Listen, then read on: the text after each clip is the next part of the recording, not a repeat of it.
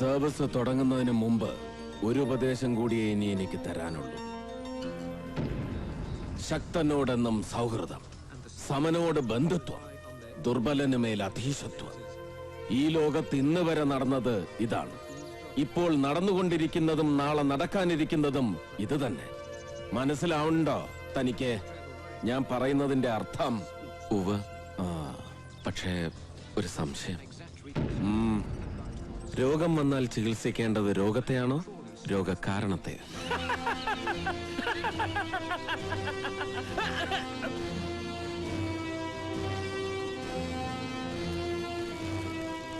ചിലപ്പോൾ രോഗത്തെ, മറ്റു ചിലപ്പോൾ കാരണത്തെ. ശ്രുതം, വേണ്ടത് വേണ്ടപ്പോൾ വേണ്ടതുപോലെ ചെയ്യാനുള്ള കഴിവ് അത് നിനക്കുണ്ട്. ബാക്കിയെല്ലാം വഴിയെ നീ പഠിക്കും, പഠിപ്പിക്കും. കാലം, ടൈം.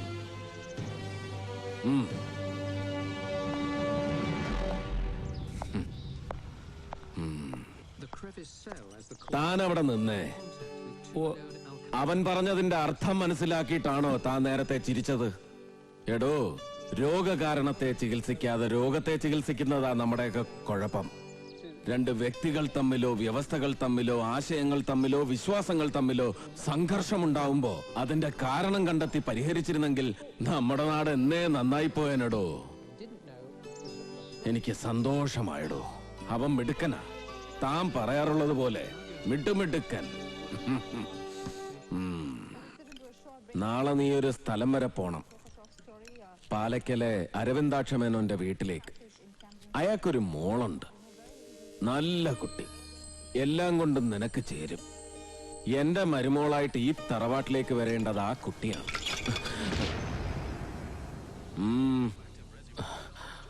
എന്തു പറ്റി?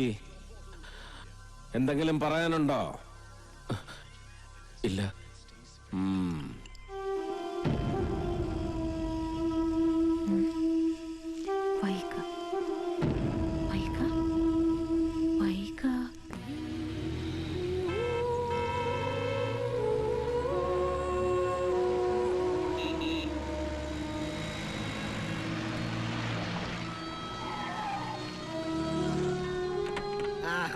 ஐயா வாங்க வாங்க. சௌக்கியமா? ஆமா ஐயா.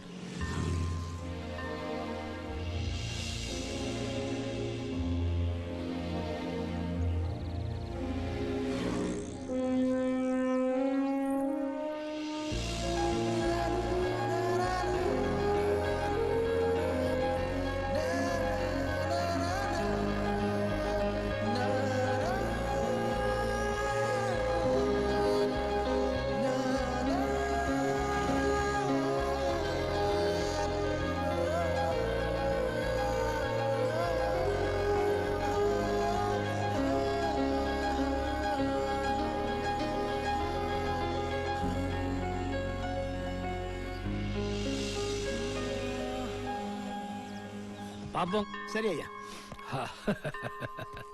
ஐயா, என்ன? பெரிய இறந்து போச்சு.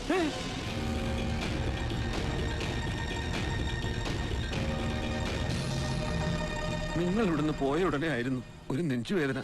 പുറംപണിക്ക് വന്നവരാ കണ്ടത്. അപ്പോഴേക്കും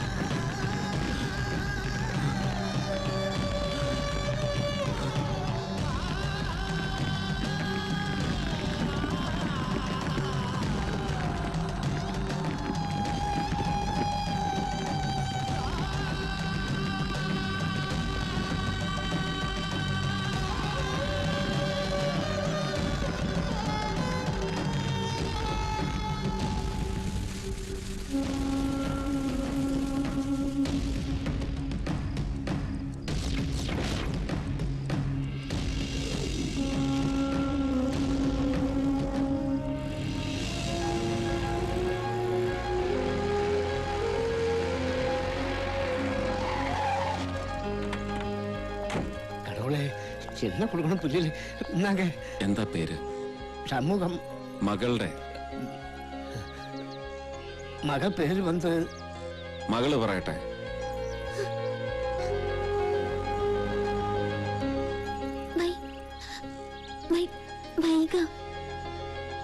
ഒരാഗ്രഹം മനസ്സിൽ, വൈകയെ വിവാഹം കഴിച്ചാൽ കൊള്ളാമെന്ന്.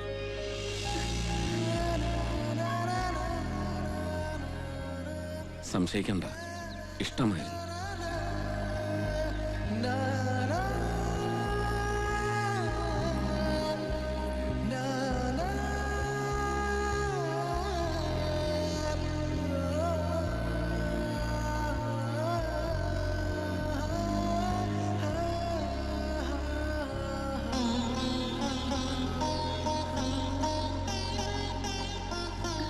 ഈ മെഡൽ എനിക്ക് സമ്മാനിച്ചത് മുഖ്യമന്ത്രിയാ, ഡിഗ്രിക്ക് ഫസ്റ്റ് റാങ്ക് കിട്ടിയതിന്. വൈക, ഈ മെഡലുകളെക്കാൾ ഞാൻ ഇഷ്ടപ്പെടുന്ന വേറൊന്നുണ്ട്. വാ.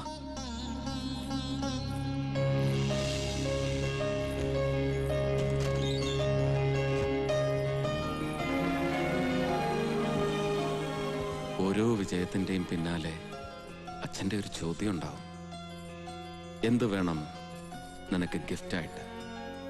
അച്ഛൻ തന്ന ഗിഫ്റ്റാ.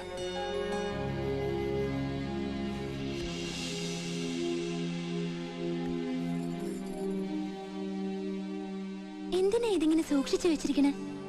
ഓർമ്മകളാ വൈക, എന്റെ നഷ്ടങ്ങൾ. എനിക്ക് കിട്ടാതെ പോയ പലതും ഈ പന്തുകൾ എന്നെ ഓർമ്മിപ്പിക്കും.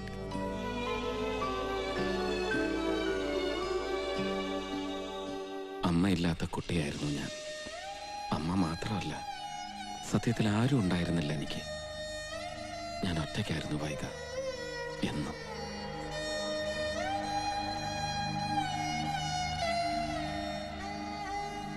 അമ്മ.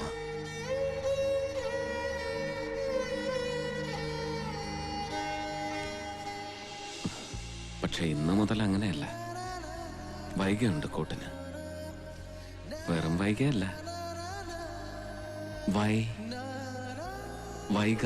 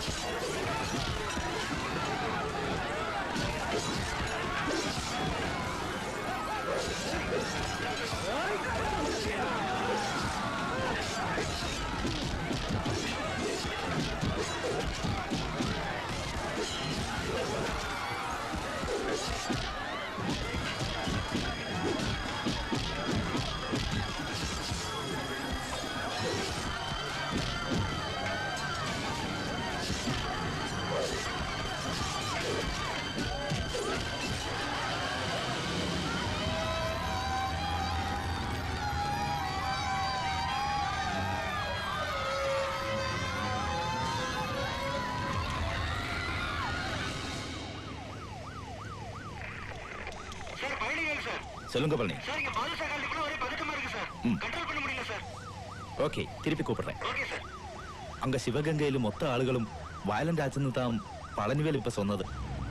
നമുക്കങ്ങ് പോണം സാർ. പോണം നാടാരെ. ഒരാളല്ല, 16 പേരാണ് കൊല ചെയ്യപ്പെട്ടത്. അതും പാതിരാത്രി ഉറങ്ങിക്കിടക്കുമ്പോ വെട്ടേറ്റ്. എനിക്ക് പോണം. ശിവഗംഗയും അവിടുത്തെ ആളുകൾ, എനിക്കവരെ കണ്ടേ തീരൂ. ആനാ അങ്ക സിറ്റുവേഷൻ അണ്ടർ കൺട്രോൾ ആക്കാൻ പറയണം തന്റെ പളനിവേലിനോട്.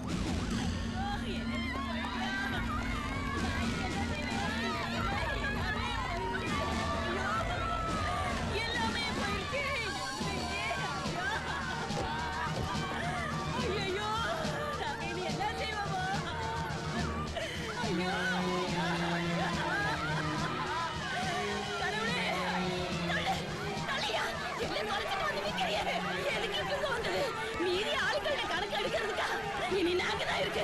இந்த இடம் வந்து நீங்க எடுத்து ஃபேக்டரி கட்டி இருக்கோம். என்ன வேணும் பண்ணிக்கோங்க. ஐயோ ഇതെല്ലാമേ ഇങ്ങിരുന്ന് കിടച്ച സർ.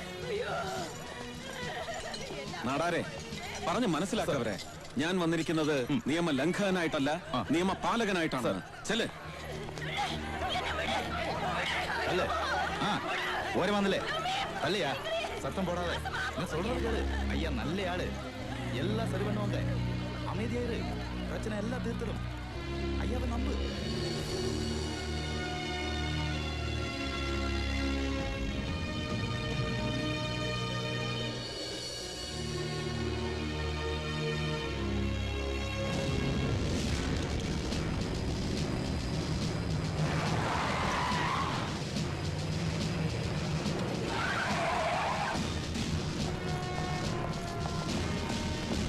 കണ്ണപ്പൻ, മുത്തുവേൽ, ശരവണൻ, പാണ്ഡ്യൻ.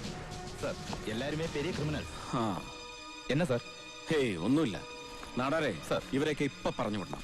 എവിടെ നിന്നാണോ പിടിച്ചത് അവിടേക്ക് നമ്മുടെ ജീപ്പിൽ തന്നെ കൊണ്ടുപോയി വിടണം.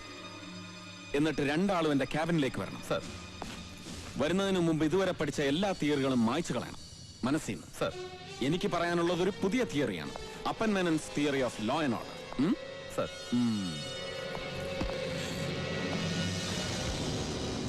What is this? ഇത് വന്ന് പിരമിഡ് പോലെ ഇருக்கு സാർ. പിരമിഡ് പോലെയല്ല. This is a pyramid. പക്ഷേ ഇതൊരു സാധാരണ പിരമിഡ് അല്ല. A miniature of criminalism. Criminal വാഴ്ചയുടെ ഘടനാരൂപം. ഏറ്റവും മുകളിൽ ഒരാൾ ലൈക്ക് ദിസ്, പിന്നെ 2, ശേഷം 4. പെരുകും അതിങ്ങനെ താഴേക്ക് പോകും തോറും. നാടാർ, താൻ എന്റെ മുന്നിൽ കുറച്ചു മുമ്പ് അണിനിരത്തിയ ആ 4 പേരില്ലേ, അവർ ഈ താഴത്തെ നിലയിൽപ്പെട്ടവരാണ്. No use. ഒരു കാര്യവുമില്ല അവരെ അറസ്റ്റ് ചെയ്തിട്ട്. കണ്ടില്ലേ, അവർ പോയിട്ട് ഒന്നും സംഭവിച്ചില്ല. കൊളാപ്സ് ചെയ്തില്ല. ഇതുപോലെയാണ് ക്രിമിനലിസം. താഴത്തെ നിരയിൽ നിന്ന് എത്ര പേർ പോയാലും തകരില്ലത്.